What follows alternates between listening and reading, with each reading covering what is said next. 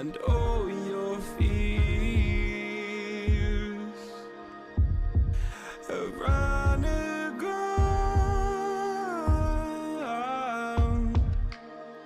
Then you said, all I ever wanted was to love like this. All I ever needed was to feel like something more than a closed door. Ser o no ser.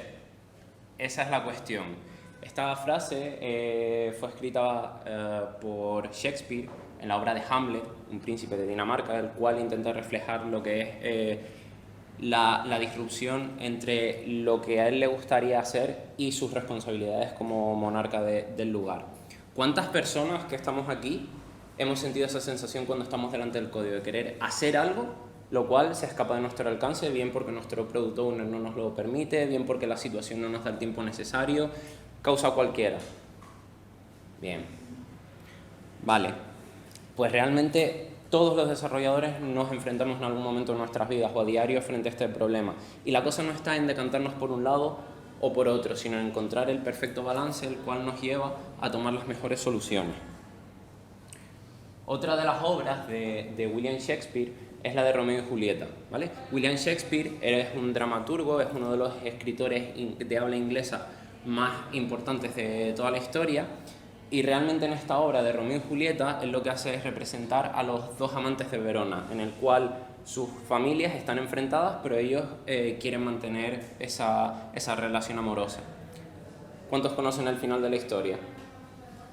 Vale, al final todos sabemos que entre Romeo y Julieta se acaban suicidando porque su amor es incomprendido y no va a ser posible. La mayor distopía de la historia es que una vez los dos se suicidan, sus familias se reconcilian y acaban volviendo a llevarse bien.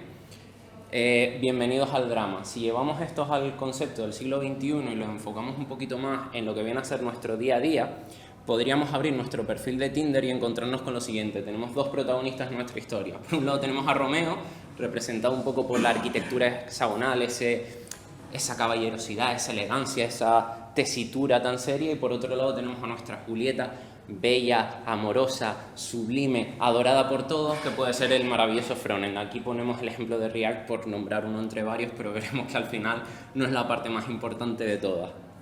Ahora bien, estamos haciendo búsquedas en nuestro dispositivo móvil y nos encontramos con los dos perfiles de Tinder. ¿Y qué es lo que caracteriza a cada uno de ellos? Bueno, pues nos hemos quedado sin datos. No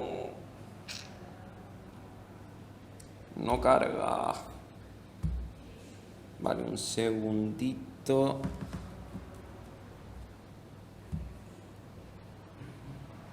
Va a hacerme falta el 5G al final, sí. Voy a intentar conectar otra vez. Perdón. Como trailer estuvo bien. Sí. De hecho era el tráiler. Además te quedaste justo en la parte de... ¿Y ahora?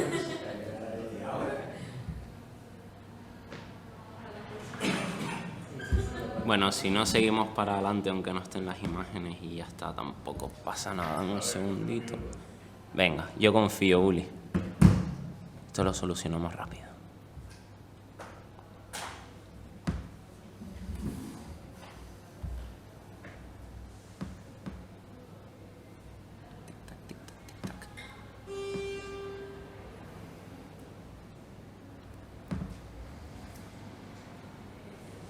Vale, no pasa nada, problemas del directo. Vamos a intentar seguir avanzando en lo que conecta. Vale, tenemos a Romeo y tenemos a Julieta. ¿Cuántos de aquí conocen el esquema de arquitectura hexagonal? Vale, no tenemos que detenernos mucho entonces. Tenemos tres capas. La capa de fuera está representada por la infraestructura, una capa intermedia que es la capa de aplicación y la interna que es la de dominio, que refleja las necesidades del negocio. Por otro lado, React o Vue o Angular lo que intenta simplemente es representar componentes en nuestras aplicaciones web. ¿Por qué parece una distopía? Pues realmente porque parece que hay determinados conceptos de la arquitectura hexagonal que no terminan de encajar en lo que viene a ser simplemente representar componentes a nivel visual. Y esto tiene un porqué. Al final la tecnología que estamos utilizando es parte de la capa de infraestructura y es simplemente la tecnología que está ubicada en las partes externas de la aplicación. Vale. Venga. ¿Cuál es? De Office. Debería pasarte por ahí. ¿O no? The Office, aquí está. Conecta.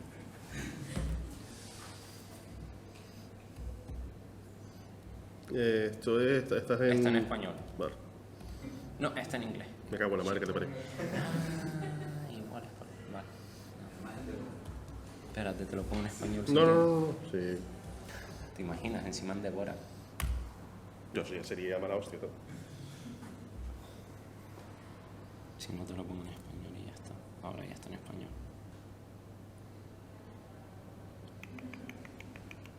Con el mismo transferir mal, ¿sabes? No pasa nada. Si no... Y si no, se enchufa un momento el HDMI Espérate, y sí. miramos la contraseña y ya está. Nah, tranquilo que ya sé dónde está el problema.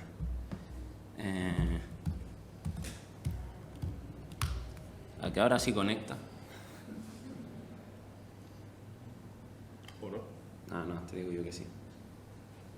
Confía en mí. ¿Tú No, confías? sí, yo confío en ti, lo que no confío es en la tecnología. Pues no, tampoco. Bueno, no pasa nada, da igual. Aquí había una maravillosa diapositiva que decía ¿qué pasaría si? Y Doctor Strange de fondo, ¿vale? Al final últimamente está muy de moda el tema de los multiversos, de cómo se ramifican líneas paralelas y demás.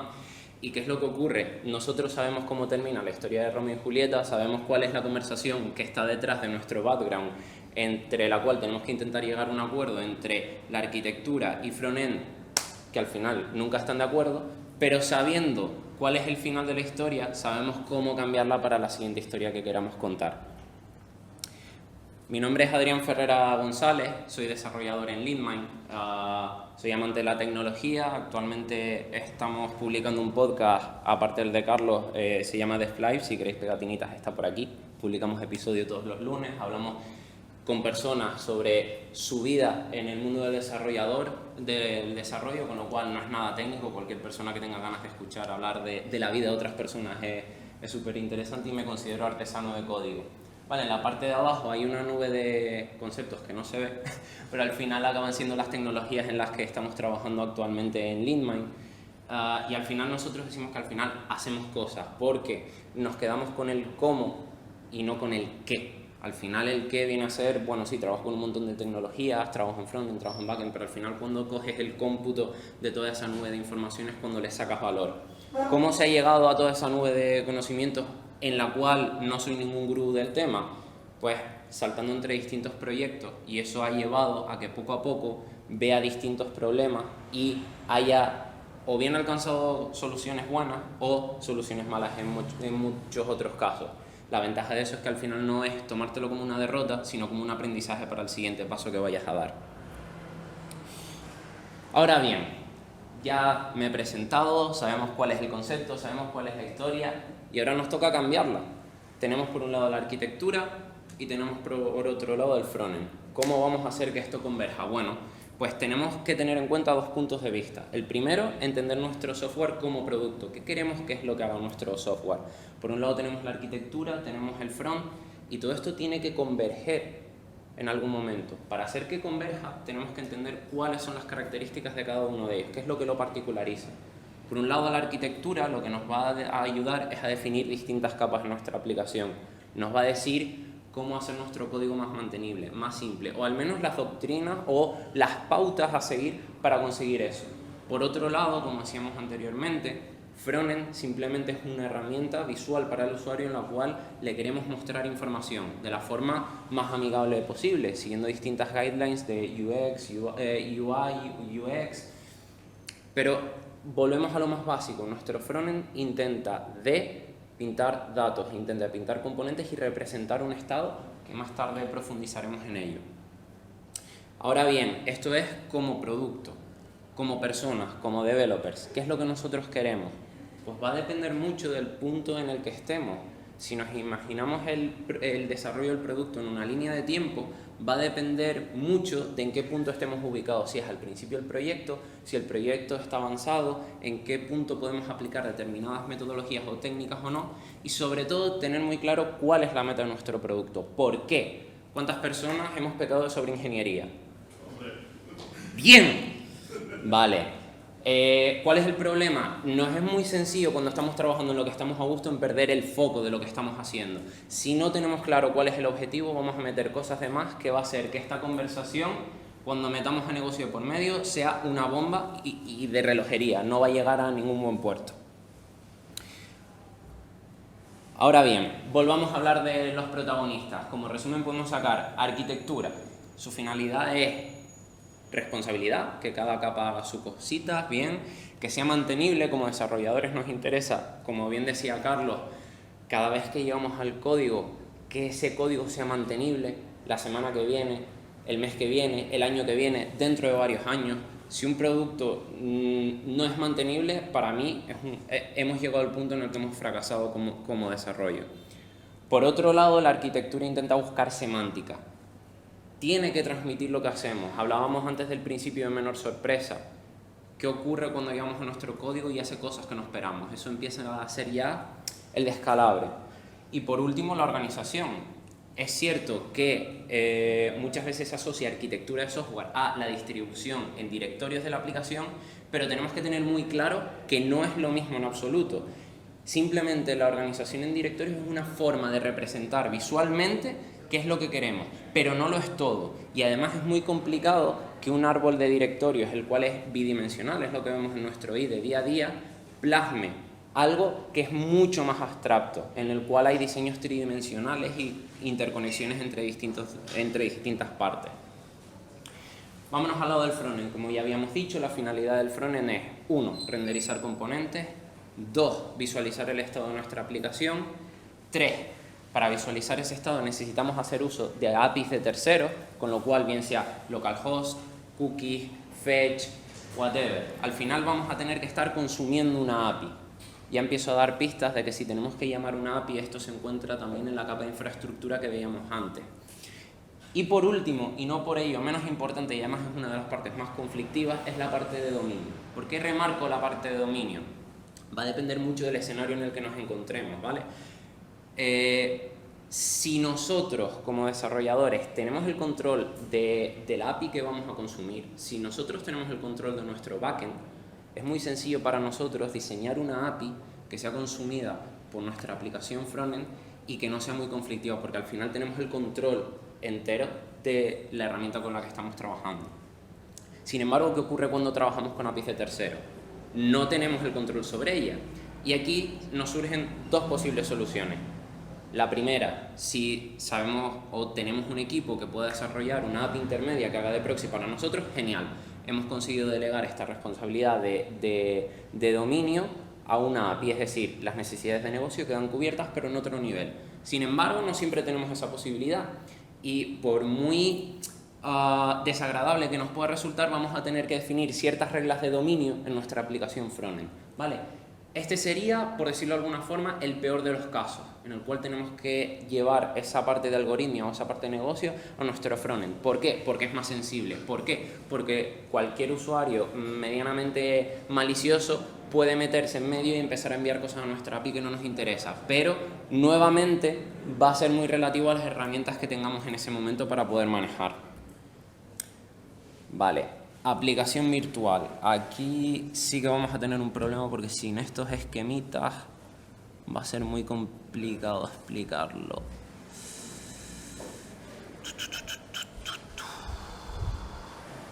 Un segundo. Se ha quedado pillado.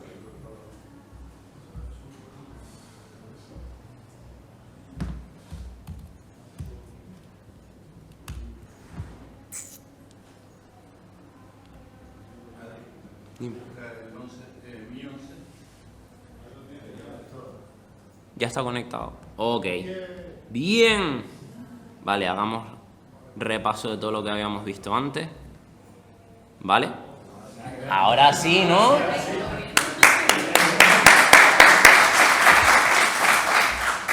Vale, por aquí está el QR, donde está la página web, el podcast y demás. Vale, los esquemitas. Ahora sí. Bien. Aplicación virtual. Vale, hablábamos antes de arquitectura hexagonal y cómo representarlo en nuestras aplicaciones frontend. Bueno, todos conocemos ya el hexágono que estamos viendo a mano izquierda, donde se distinguen las tres capas que hay. Como se ha añadido gente a la sesión, vamos a explicar muy por encima. La capa de infraestructura es la capa externa de nuestro sistema, en la cual es la que se encarga de mantener la comunicación con APIs de terceros, con usuarios y demás. Como podemos llevar esa relación a nuestra aplicación frontend, podemos decir que en la capa de infraestructura es donde vamos a tener las llamadas a la API y vamos a tener los componentes. Ahora bien, en la capa intermedia es la capa de aplicación. En esta capa de aplicación es donde se reflejan los casos de uso y las acciones que se reflejan en nuestra aplicación, como puede ser obtener un listado de productos, ya se verá de dónde se recibe, añadir elementos al carrito de compra. Todos estos casos de uso forman parte de la capa de aplicación. Y en el dominio está el cómo, qué es lo que representa nuestro negocio que se encuentra aquí. Ahora bien, si nos vamos al dibujo de la derecha, podemos ver que hay 4 capas bien diferenciadas que se relacionan con los colores que están a la izquierda. Acceso a datos y componentes pertenecen a la capa de infraestructura. Y de por medio tenemos los casos de uso que ya hemos explicado y la parte de dominio. Ahora bien, las personas que vinieron antes a la sesión de Carlos seguramente vean muy claramente reflejado que hay una flecha que va de los componentes a acceso a datos, ¿vale? ¿Por qué? Realmente cuando nuestro negocio es anémico o no tenemos bien definidas las reglas de negocio y estamos en una versión muy inicial de nuestro producto, el dominio no existe, no hay unas reglas de negocio, lo que te van a decir es yo necesito pintar, ¿vale? Con lo cual no tenemos información necesaria para empezar a modelar lo que va a enriquecer nuestro dominio. Pero sí sabemos que en backend hay una API que podemos llamar. Ahora bien, esto no quiere decir, y es muy importante tenerlo en cuenta, que desde nuestro componente hagamos peticiones fetch directamente a la API. Por eso están aquí bien separados. Por un lado vamos a tener los componentes y por otro lado vamos a tener la capa de acceso a datos. Esa capa de acceso a datos, lo más recomendable es tener una envoltura sobre ella que nos aísle de la tecnología. Si utilizamos Fetch, si utilizamos GraphQL, si recuperamos esos datos de una cookie, si utilizamos Local Storage, si utilizamos Session Storage, todo eso es independiente. El consejo es envuélvelo. ¿Por qué? Porque en el momento que eso cambie, simplemente desconectas uno, conectas otro. Sigue cumpliendo la misma interfaz y todo sigue funcionando.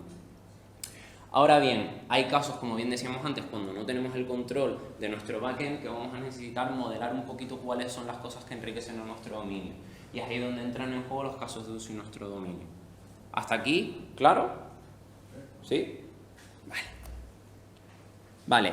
Este tipo de arquitecturas, ¿qué nos permite? Bueno, aquí tenemos simplemente árboles de directorio de 3 proyectos distintos. El primero en Vue.js, el segundo en Create.React, el tercero en Next. ¿Cuál es la diferencia entre ellos? Realmente la parte de infraestructura, el cómo estamos diseñando nuestros componentes representacionales, pero toda la estructura que está por detrás es exactamente la misma, incluso el código. Podemos copiar los directorios de dominio donde se encuentra la definición de nuestros modelos y de nuestros servicios y llevárnosla a cualquiera de las 3 aplicaciones que va a funcionar exactamente de la misma forma. La capa de infraestructura lo único que va a hacer es gestionar el cómo vamos a hacer las peticiones a la API o el cómo queremos representar esa información. Podríamos decir, bueno, entre Vue, Create y React App son tecnologías diferentes, vale, te lo puedo llegar a comprar. Pero entre Create, React App y Next hay diferencias incluso, seguimos utilizando React, la definición de los componentes es la misma, pero no funciona exactamente de la misma forma. Create React App funciona como SPA, Single Page Application, con lo cual las peticiones se hacen desde el navegador hacia nuestro backend. Sin embargo, en Next las peticiones se hacen a otro nivel, renderizamos en servidor y el HTML una vez generado es lo que se devuelve al usuario. Ahora bien, ¿cómo podemos gestionar esto? Hay una parte dentro del diseño de software que son los adaptadores. ¿A cuántas personas les suena el concepto de adaptador en arquitectura hexagonal? Vale. Podemos hacer algo muy similar con nuestros componentes. Sabemos que estamos a nivel de infraestructura y sabemos que tenemos 2 tipos de aplicaciones distintas. Next con Server-Side Rendering y Create React App, que es una SPA que se renderiza en frontend. Ahora bien, ¿cuántos conocen la definición de contenedores y componentes representacionales? Bien, estamos cerca. Para los que no, vamos a dar un par de pinceladas. Lo que nos dice este paradigma de container y representational component es que vamos a tener en una parte superior un componente que llamaremos container, el cual va a contener la gestión de nuestra aplicación. Va a saber gestionar el estado y va a saber cómo manejar determinados eventos. Los componentes representacionales, por su parte, únicamente van a recibir propiedades y emitir eventos. ¿Hasta aquí claro? Vale. Pues realmente lo que estamos haciendo con esto es lo mismo. A nivel de Next.js vamos a tener un componente que se llama Product List Page, el cual lo que va a hacer es encargarse de cómo gestionar el tema del server-side rendering, de dónde vienen los datos, si vienen de base de datos, si tienen que rehidratarse y demás. Y va a transmitir esa información a los componentes representacionales que cuelgan de él. Por otra parte, el Product List Container, que se renderiza en todo momento en la UI, en el browser, lo que va a hacer es tener sus useEffect o las llamadas al hook correspondiente para recuperar esa información y pasar esas propiedades hacia los hijos. De la misma forma, cuando ocurre un evento en el DOM, como puede ser un click, un change y demás, se va a lanzar un trigger hacia arriba que va a ejecutar la función definida en estos contenedores, en estos containers. No tiene tampoco por qué estar definida per se en el contenedor. Podemos sacarle un servicio, podemos sacarlo otro tipo de fichero, ¿vale? ¿Claro? Bien. Veamos un poquito más los ejemplos. Aquí tenemos el código de Next.js, ¿vale? Donde tenemos ese componente page. No sé si están familiarizados con Next.js. Next.js al final tiene un fichero index.ts que cuando está definido dentro del directorio page, infraestructura, particularidades de la librería, podemos definir funciones que nos dicen cómo va a recuperar esos datos. Y esos datos se pasan a través de las props al componente, como podemos ver por aquí. Le vamos a pasar products. Internamente este componente va a tener un estado que va a ser el carrito de la compra y vamos a tener una función que va a ser el manejador, el que se va a encargar de ir añadiendo esos productos al carrito, ¿vale? Más o menos, y los componentes son los mismos, el product list y el basket detail. Ahora bien, si vamos al ejemplo de create a tab, tenemos lo mismo, lo único que cambia es el cómo gestionamos nuestros estados. En lugar de hacer una petición, en lugar de recibir a través de propiedades el listado de productos, lo que definimos es un useEffect, el cual va a ser una llamada a nuestro servicio para recuperar esos productos que están, pues que vendrán de una API. Y el comportamiento de cómo añadir elementos al carrito es lo mismo, simplemente añadimos al estado. Ahora bien, ¿qué nos permite el definir el tipo de estructuras anteriores? Pues que nuestra aplicación va a ser mucho más testeable. ¿Cuál es la ventaja del testing? Generalmente la gente dice, tengo buena cobertura de test, mi aplicación no va a fallar. Para mí el testing va un paso más allá y por eso le veo tanta importancia al TDD. Porque antes de empezar a diseñar mi componente de software, mi pieza, mi artefacto, estoy pensando en el cómo voy a hacerlo, con la filosofía de crear elementos atómicos que voy a poder comprobar en todo momento y de forma sencilla que hacen lo que yo espero que hagan. Ahora bien, siempre se ha hablado de la famosa pirámide del testing, en la cual en la parte superior se encuentran los test end-to-end, a mitad los test de integración y en la parte más baja los test unitarios. Esto refleja la cantidad de test que hay de cada tipo y también la complejidad. ¿Por qué hay mucha cantidad de test unitarios? Porque son muy económicos, nos dan feedback muy rápido y además son muy simples. Cuando subimos un nivel más y nos vamos a los test de integración, ¿vale? Esos test de integración lo que hacen es englobar varios componentes. Y además lo más probable es que para poder comprobar el behavior, el funcionamiento que hay detrás de esos componentes, tengamos que hacer inyección de elementos que ahora mismo no están contemplados, que es lo que se conoce como mock.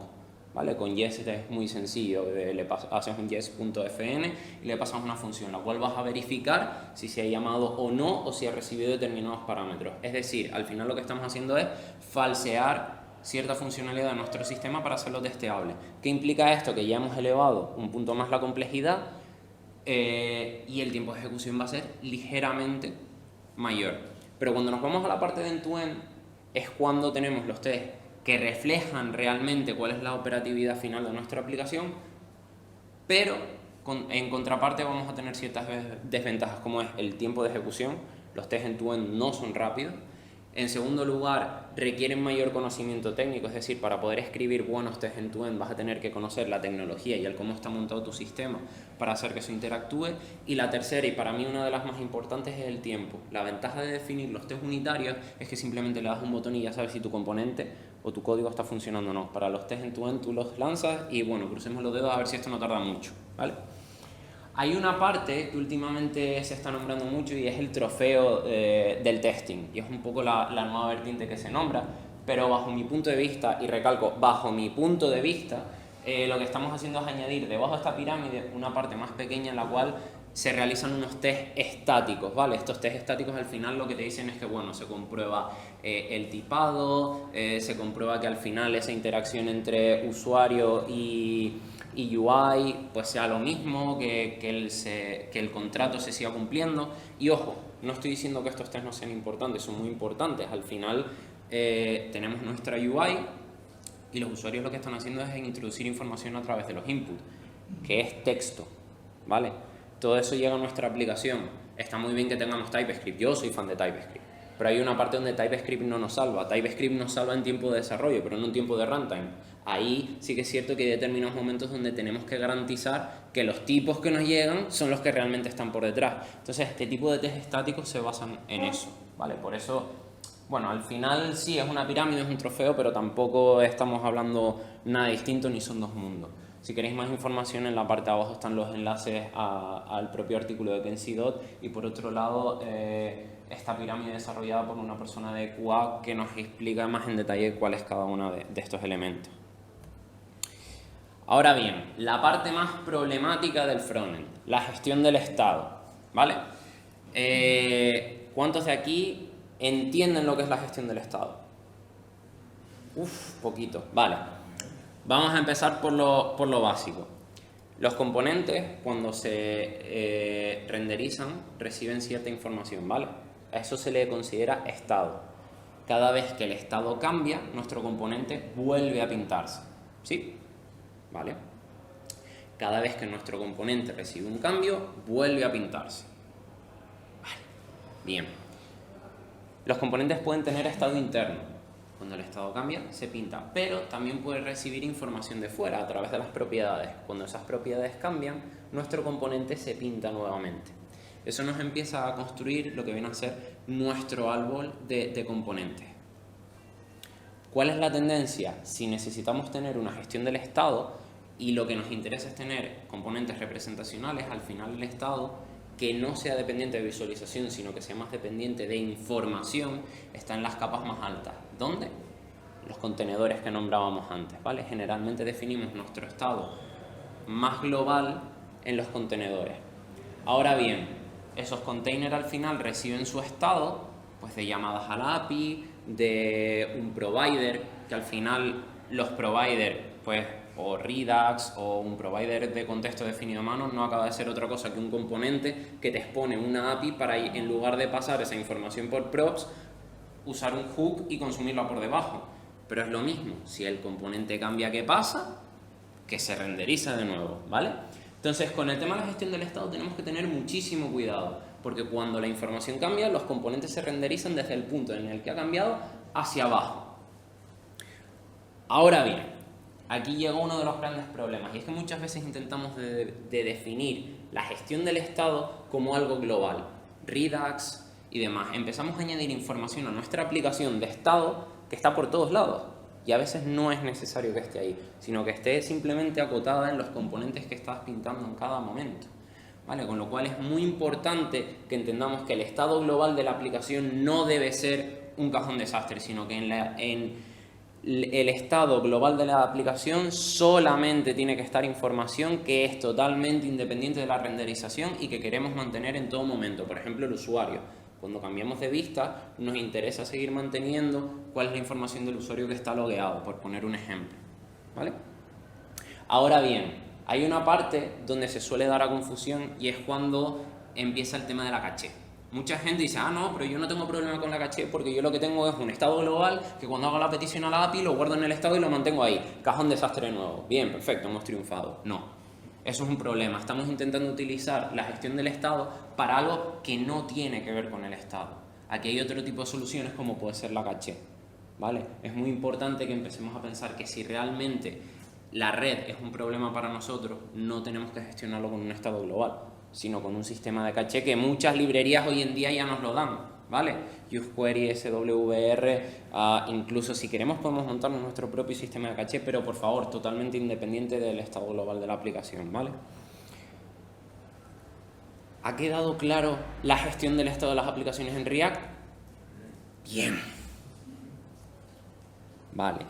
Y hasta ahora es muy importante el tema de las re-renderizaciones. ¿Por qué? Porque todo eso recae en nuestro performance.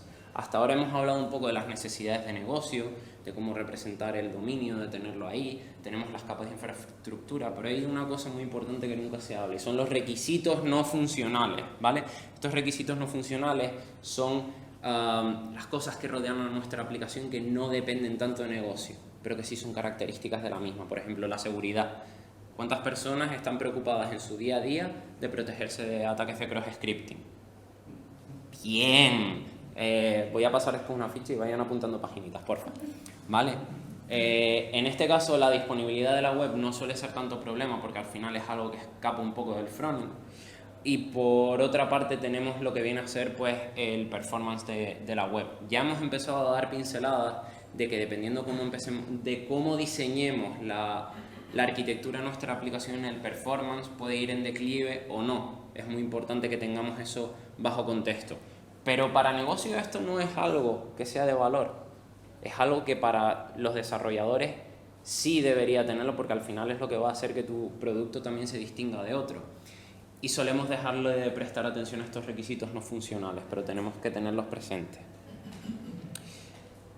Ahora bien, ha llegado el momento de la demo. ¿Vale? Quien quiera puede escanear el código QR, les va a llevar a un repositorio de GitHub en el cual hay una rama de código donde están los 3 árboles que vimos anteriormente, ¿vale? La de Vue.js, React y Next. Y vamos, si quieren, a navegar un poquito y cosa que vean o que quieran debatir, me lo dicen y nos paramos y lo explicamos un poquito, ¿vale? Vamos a ello.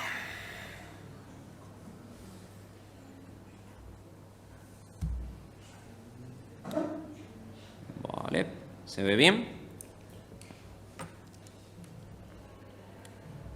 Vale, les explico un poco cómo arrancar el proyecto por si quieren jugar en sus casas. Está explicado en el README, pero igualmente dentro de este directorio lo que hay son 4 proyectos, ¿vale?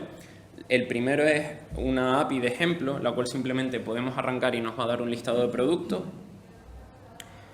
Y los otros 3 proyectos son un proyecto con Next.js, con React y con Vue. El de Vue hay que arrancarlo con una versión en concreto porque es de la versión de Vue 2, si no recuerdo mal. Perdón, hay que arrancarlo con una versión de Node en concreto que lo añadiré al README. El de React y Next no tienen problema, es npm install, start y todo bien. Ahora, vamos a ampliar un poquito el árbol de directorios, ¿vale? Antes pasamos muy por encima.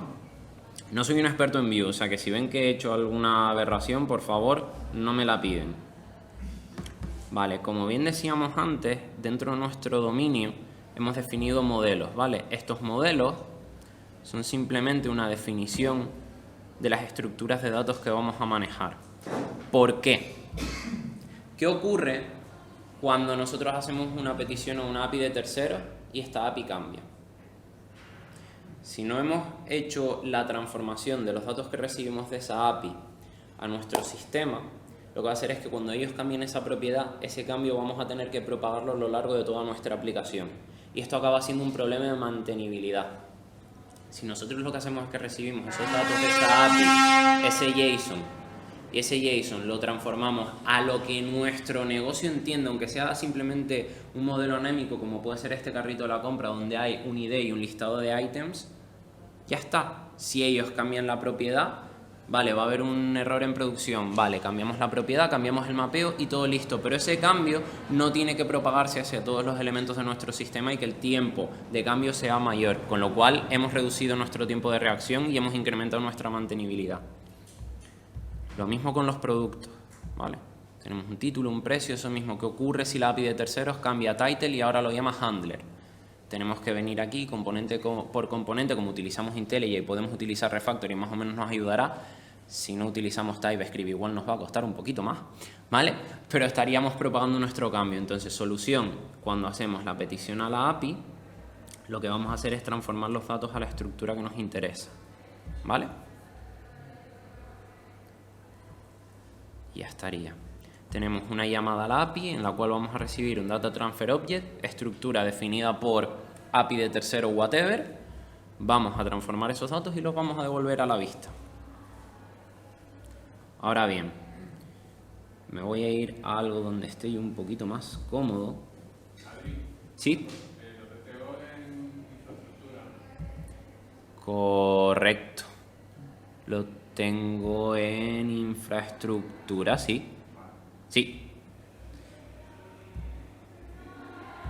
Vale. Si nos venimos aquí a los componentes. Vale.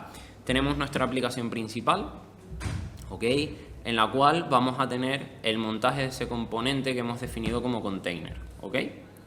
Si nos vamos al container, se ve bien, voy a minimizar el árbol porque ahora mismo no nos aporta mucho, ¿vale? Cuando venimos aquí, pues tenemos un estado, en este caso podríamos definirlo como estado global porque al final está en nuestro contenedor. Es decir, para tener este estado global no necesitamos ningún tipo de Redux ni de manejo extraño, no, es un componente arriba que va a tener su estado constantemente porque este container no va a cambiar, a no ser que metiésemos temas de navegación. Pero bueno, igualmente, el listado de productos es algo que cada vez que pintemos esa vista podemos hacer la query de nuevo y como va a estar cacheada, no es un problema de performance, ¿vale? Entonces tenemos el listado de productos en ese estado y tenemos el carrito de la compra. Tenemos una función handle2cart que lo que va a hacer es llamar a nuestro dominio para añadir productos a ese carrito. Pam, pam, pam, pam. Y dentro de ese servicio es donde van a estar definidas las reglas que definen cuándo vamos a poder añadir un carrito y cuándo no, ¿vale? Para el ejemplo creo que no, si no recuerdo mal, pues es bastante anémico. Sí, de hecho tiene su lógica. Exacto. Nos permite, ¿ves? Aquí ya estamos definiendo un poco cuáles son las reglas de nuestro negocio. Bastante chiquitito, pero bueno, menos es nada, ¿vale? Definimos esas funciones. Definimos el cómo vamos a recuperar los datos para nuestra aplicación, es decir, cada vez que se monte este contenedor vamos a hacer una query para recuperarlo y vamos a pintar los tres componentes que nos interesan, en este caso la lista de productos y el detalle del carrito, vale, perdón, dos componentes, no tres, vale. Basándonos en el concepto de propiedades bajan, eventos suben, lo que hacemos es utilizar las propiedades de los componentes, ¿para qué? Para bajar las propiedades de producto y decirle cuando ocurran eventos abajo cómo se va a tener que comportar nuestro sistema y a qué funciones tiene que llamar, ¿vale? Cuando queramos hacer un test de este product list, perfectamente en el onSelectProduct podemos pasarle un yes.fn, interactuar con el DOM y simular el evento de clic y podemos hacer comprobaciones de que nuestra función, nuestro mock, se ha llamado con unos valores determinados en base a nuestra interacción, ¿vale? ¿Sí? Muy bien. Ahora bien, ¿qué es lo que diferencia esto un poco de Next.js? Bueno, si nos venimos aquí, Next, como comentaba antes, lo que tiene es un directorio Pages en el cual se encarga de gestionar el server-side rendering. En este punto en concreto es donde lo que estamos haciendo definir cómo se va a gestionar la caché y cómo vamos a recuperar nuestros productos. Y es aquí el punto donde hacemos la conexión con el dominio. Y pasaremos a través de las props de server-side cuál es la información que necesitan nuestros componentes. Es decir, nuestro componente adaptador va a estar aquí. Y lo que va a hacer es, como veíamos antes, recibir ese product a través de las props. Y lo que está hacia abajo son exactamente los mismos componentes que teníamos anteriormente. No ha cambiado absolutamente nada.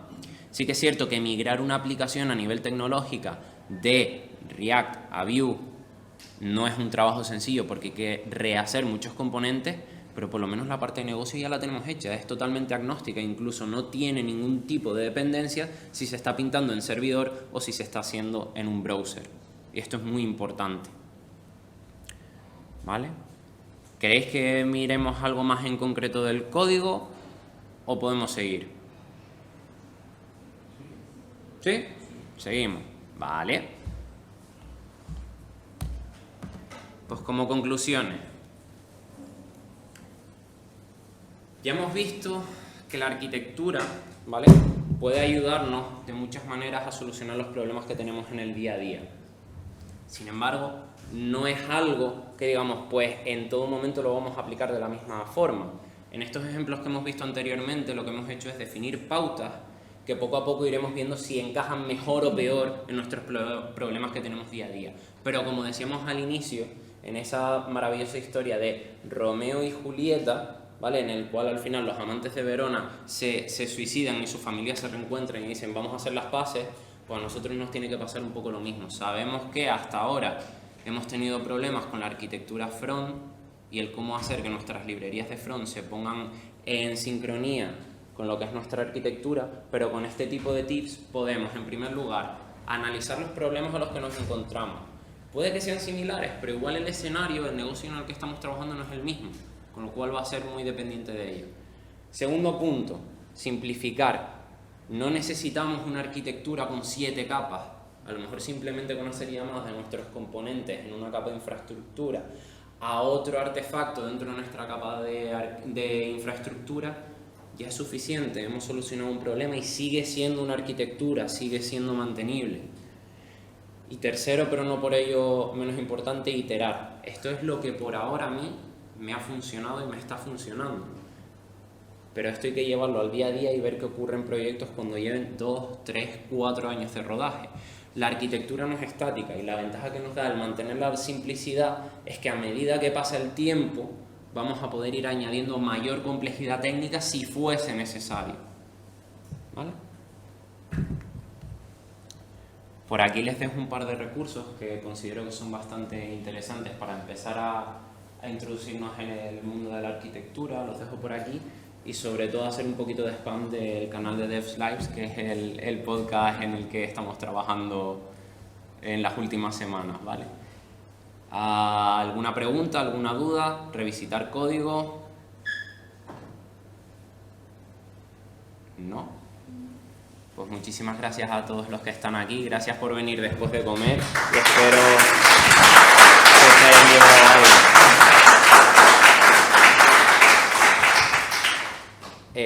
Dejo por aquí chapas, pegatinas y cositas varias, así que acérquense a coger y a consumir merchandising sin miedo ninguno. Y quien me encuentre por ahí y quiera hablar o debatir cualquier cosita, pues yo encantadísimo. Muchas gracias.